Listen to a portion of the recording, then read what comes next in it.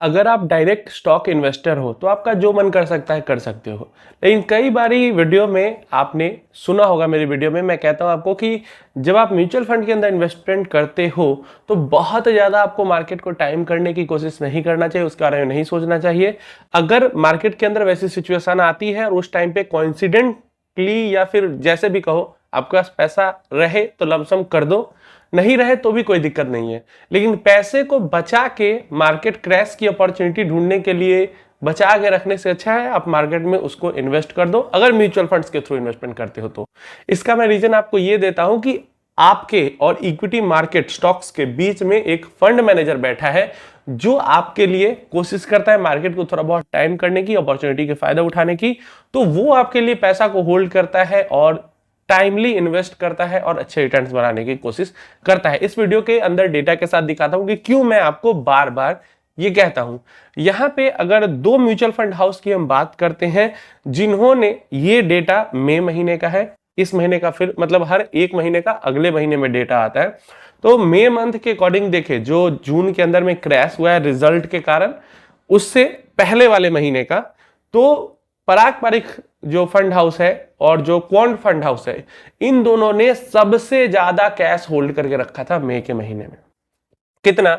तो पराग पारिख ने 15% अपने टोटल एयूएम का कैश होल्ड करके रखा हुआ था, मतलब लिक्विड में कैश में पैसा रखा हुआ था। अब जो कैश में लिक्विड में पैसा रखा जाता है वो दो तरीके से रखा जाता है, मतलब दो रीजन से रखा जाता है। एक तो रखा जाता है कि रिडेम्पशन ऑर्डर जो आता है उसको फुलफिल करने के लिए, मतलब मैं आप जो नॉर्मल इन्वेस्टर है वो पैसा रिडीम करते हैं तो वो देने के लिए, और दूसरा अपॉर्चुनिटी का फायदा उठाने के लिए।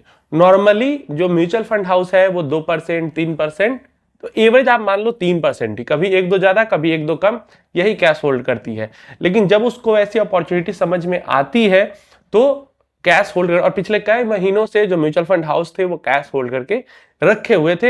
हो सकता है अभी भी काफी कैश उन्होंने होल्ड करके रखा हो अगर उनको अपॉर्चुनिटी आगे दिख रही हो तो।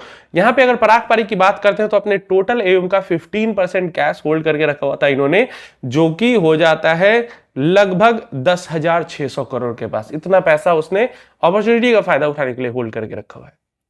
क्वांट फंड हाउस लगभग 12.5% अपने टोटल एयूएम का 9,500 करोड़ के पास होता है, वो पैसा होल्ड करके रखी हुई थी अपॉर्चुनिटी का फायदा उठाने के लिए। एसबीआई की बात करते हैं तो 4.5% उसने अपने एयूएम का, जो कि 27,000 करोड़, यहाँ पे नहीं दिख रहा है, मैंने पढ़ा है 27,000 करोड़ के आसपास एसबीआई एएमसी पैसा होल्ड करके रखी हुई है कैश, अपॉर्चुनिटी का फायदा उठाने के लिए। अगर आईसीआईसी की बात करते हैं तो 6.4% के आसपास, जो कि लगभग हो जाता है 20,500 करोड़। अगर एचडीएफसी की बात करते हैं तो वो भी 6.5%, 20,400 करोड़ के आसपास पैसा हो जाता है। तो इतना पैसा फंड हाउसेज रखी हुई है अपॉर्चुनिटी का फायदा उठाने के लिए। और यही एक बड़ा रीजन होता है कि देखो मेरे से ज्यादा क्वालिफाइड है फंड मैनेजर, ज्यादा एक्सपीरियंस्ड है फंड मैनेजर, इसीलिए तो मैं उस पर भरोसा करके उसको पैसा दे रहा हूं इन्वेस्ट करने के लिए। और वो जब ये सारी चीजें कर रहा है तो फिर मैं क्यों एक्स्ट्रा दिमाग लगाऊं? जितना दिमाग मैं इधर लगा रहा हूं उतना दिमाग जो मेरा जॉब बिजनेस है उस पर लगाऊंगा तो मैं उसमें ज्यादा पैसा कमा के और ज्यादा यहाँ पे इन्वेस्ट कर पाऊंगा, जिससे कि मेरा कॉर्पस और बड़ा होगा। अब मैं उधर दिमाग लगाने की जगह इधर दिमाग लगाने लगूं म्यूचुअल फंड के अंदर में, जहां पे मैंने फंड मैनेजर पहले से बिठा रखा है इसी काम के लिए। कोई लॉजिक है इस चीज की? तो इसीलिए कहता हूं कि पैसा आते जाए, पैसा उड़ेलते जाओ, इन्वेस्ट करते जाओ, उसी में कभी क्रैश के टाइम पे पैसा आपके पास है तो उड़ेल दो, नहीं है तो कोई दिक्कत नहीं है। लेकिन पैसा होल्ड करके 6 महीना, साल भर, 2 साल 3 साल मत बैठो कि जब एक दिन में 5 7 8% क्रैश आएगा तो हम वहां पे इन्वेस्टमेंट करेंगे।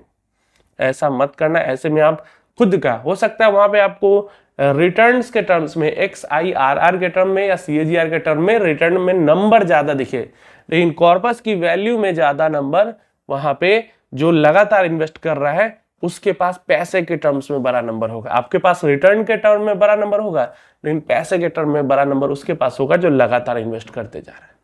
उम्मीद है इन्फॉर्मेशन क्लियर होगा। अगर इस डेटा को हम देखें तो यहाँ पे सबसे कम जो कैश होल्डिंग है वो मिराई म्यूचुअल फंड ने की हुई है, इसके बाद यूटीआई म्यूचुअल फंड ने की हुई है। इन दोनों की कैश होल्डिंग सबसे कम है और सबसे ज्यादा कैश होल्डिंग पराग पारिख और क्वांट ने की हुई है। तो अब आप रिटर्न के मामले में भी देख सकते हो कि यूटीआई का रिटर्न उतना खास रहता नहीं है, मिराई के कुछ फंड अच्छा कर रहे हैं, लेकिन ओवरऑल एएमसी की बात करें तो उतनी कुछ खास नहीं ही होती है।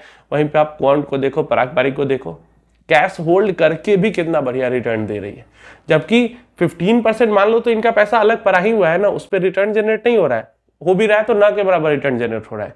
बाकी का जो 80-85% पैसा है असली रिटर्न तो उसी पे जनरेट हो रहा है, और तब भी सबको बीट कर रहे हैं फंड हाउस। तो ये रीजन है, और इसी के लिए मैं कहता हूं कि आपको पैसा रोकने की जरूरत नहीं है।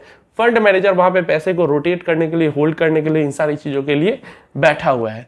प्लस यहां से एक और चीज आपको समझ में आनी चाहिए, स्ट्रैटेजी। क्यों मैं हमेशा बात करता हूं स्ट्रैटेजी की।